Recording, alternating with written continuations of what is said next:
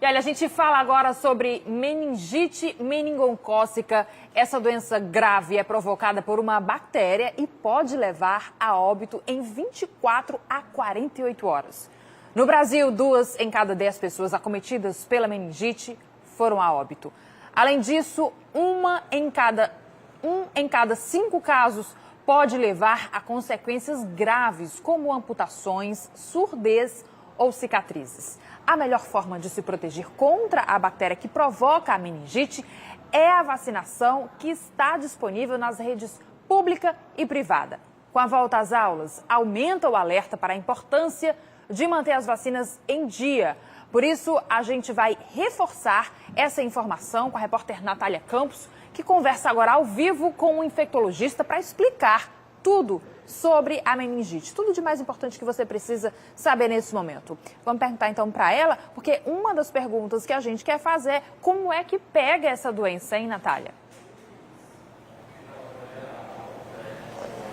Adriana, por todos esses riscos que você falou aí, é importante a gente esclarecer todas essas dúvidas com relação a essa doença e reforçar a importância da vacinação. A gente conversa agora com a doutora Melissa Medeiros, que é infectologista, está aqui ao meu lado. Doutora Melissa, a Adriana já começou perguntando aqui pra gente como é que pega essa doença. A gente pode começar respondendo por aí? Sim, a meningite é uma doença muito frequente na infância, uma causa de mortalidade, e é importante que a gente saiba como transmitir.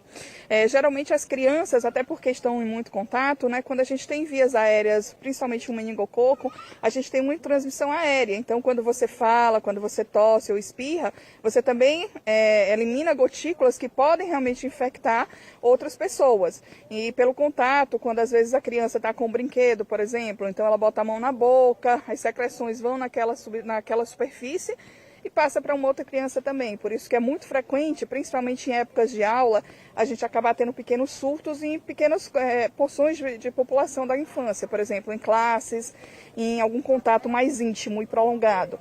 Principalmente quando você tem um contato por mais de 4 horas consecutivas, tem mais chance de você ter essa transmissão.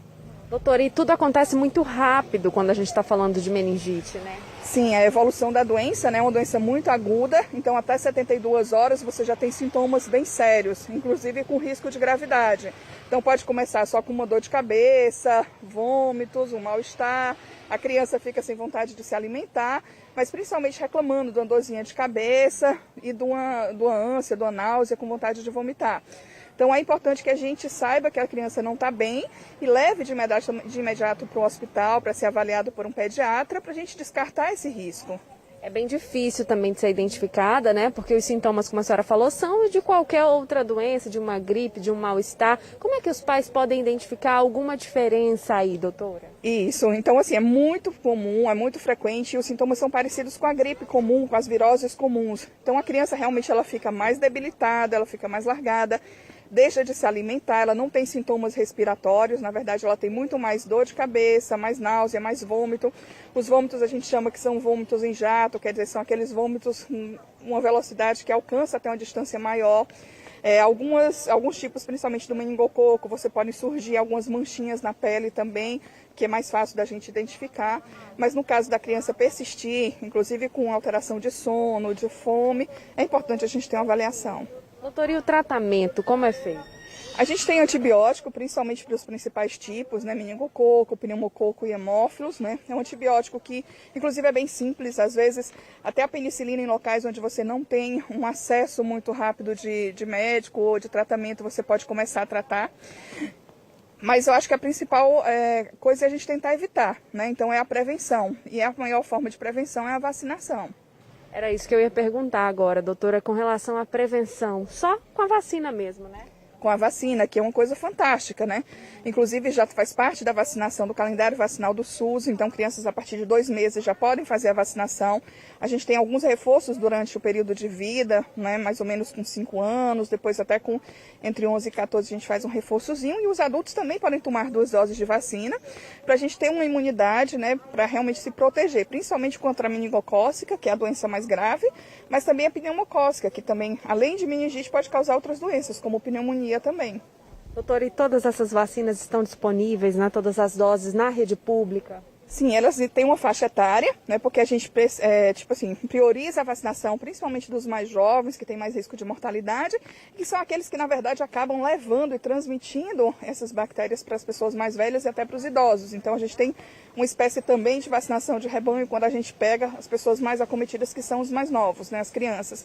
Então, a gente tem a faixa etária, né, pelo risco, onde essas vacinas são oferecidas pelo SUS também. E para pacientes que, por exemplo, têm imunidade muito baixa, como pacientes com HIV ou pacientes que são tratados com imunobiológicos para tratar algumas doenças reumatológicas, eles também têm direito a algumas vacinas também.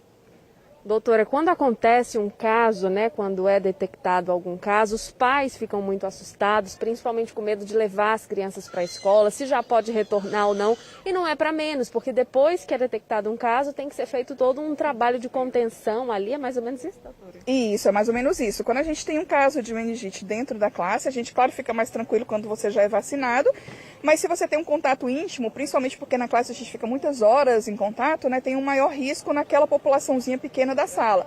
Então, geralmente a gente, por exemplo, chega um paciente aqui no São José, a gente contacta, a gente rastreia os contactantes e quando a gente rastreia os contactantes, a gente pode fazer medicações dependendo do tipo de contato, se foi mais próximo ou não, a gente consegue fazer uma medicação para tentar prevenir, que é a profilaxia também.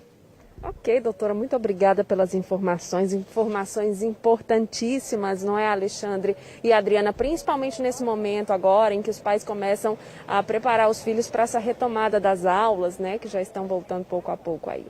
Adriana, Alexandre? Mesmo, Natália, muito obrigada pelas informações.